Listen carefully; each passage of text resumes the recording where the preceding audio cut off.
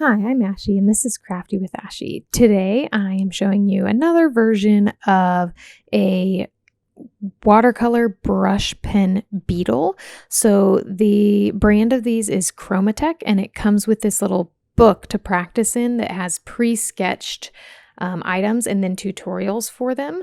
And so I did the first version following the color recommendations for the Beetle based on what the book said, but this one I did following my own color plans, and this was loosely based off of a dog bane leaf beetle, and I really just wanted to get a colorful rainbow beetle. So the key here is you're going to start with your lightest color and just sketch in the areas that you want to be that color, and then kind of go through and do one section at a time. So I sketched around the first section and then used a water brush to just blend it out, starting in the lightest areas and then gradually going into the darker areas and carefully blending between colors to get that kind of gradient transition, making sure to leave that sharp white highlight without any color, because that is how you get something to look really shiny. So then I went into the next section, again, painting around the sharp white highlight area and then activating the brush pens and leaving that very completely white spot and then another highlighted area that is just much lighter in pigment basically than the other areas. And that's how we're going to get the shine. And so I just worked my way up through each section of this beetle using the same technique and just using a very lightly damp brush pen, water brush pen. It didn't have any water in it. I was just using a jar of water to activate the paints.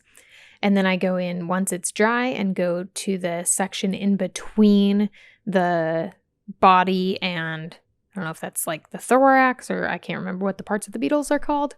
But I do that after the rest is dry so that it doesn't blend. And then I go back in and start adding a little bit darker washes of paint. And you can use the brush pens like regular watercolors by like drawing on a plastic palette like I did here. You can see on the right, I scribbled in the palette and then used just a damp brush to pick up that pigment and add it in layers to the painting. So it's kind of a fun way to use these brush pens. You can draw on the paper itself and then blend it out, or you can use it more like regular watercolor paint.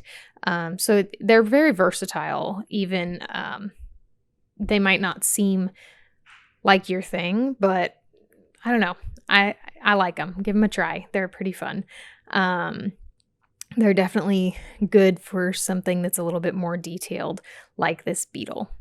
So as I let that dry, I decided I just wanted the colors to be a bit more vibrant. So I go in and just with the same color choices, add another layer of paint to it. And then again, blend that out, starting in the lighter areas and just touching those darker areas. And then it bleeds in kind of naturally and not excessively, as long as you don't put a bunch of water on it.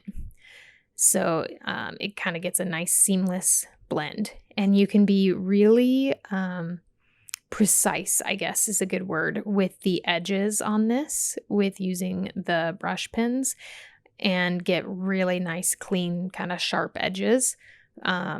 Because these brush pens do come to a really nice, fine point. So I do like these Chromatech watercolor brushes, brush pens, brush markers, whatever you want to call them.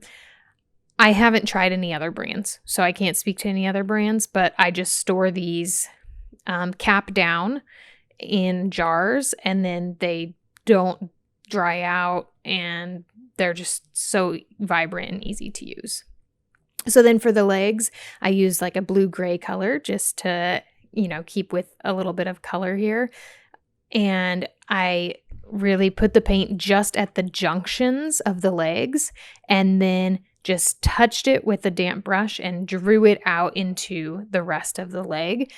and that allows there to be a nice darker shadow at the junctions where the legs bend at the joints, and then a nice highlight on the rest of the leg. So it's just a nice way. You can do this with regular watercolor paint as well. If you put the paint in one spot, then rinse the brush, dry it just a little bit, and then use a damp brush to draw that paint into other areas. So it's exactly the same technique that you can use with regular watercolor. So for the eyes, I just drew a little circle and then very lightly put just a tiny bit of water because I really wanted to keep most of the eye white to keep a highlight in it. And you can really see that makes the eyes look shiny just like the body by keeping that kind of sharp plain white area. So I then do the exact same thing with the other leg where I just drew in the gray, the bluish gray at the joints, and then used a damp brush to draw it out. Now for these smaller areas, it's very important that it's a very minimally damp brush. You don't want to have the water dripping off the brush at all. So I keep tapping my brush on the towel to make sure that it's not too wet. After I let it dry, I just added a little circle of black around the very outer edge of the eyes to make them kind of pop a little bit more. And then just kind of touching up the beetle itself, kind of touching up the edges, making them a little bit sharper and darker. And then the next step is the antenna. So following the exact same technique as I did for the legs, just add a little dot of color and then use a damp brush with a very light hand to do those very, very thin lines between those joints. And that creates these nice, long, crazy looking antenna. And I would not want to run into this beetle in real life, but it looks pretty awesome on paper.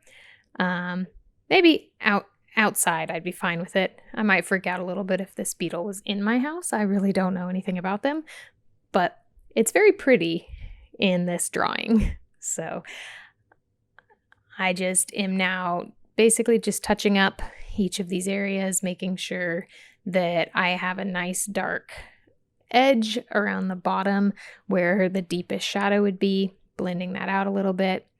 Again, just kind of adding in some final touches. So thank you so much for watching. I hope you enjoyed this really quick kind of time-lapse tutorial. Check out my channel for even more inspiration. Have an awesome day. Thanks.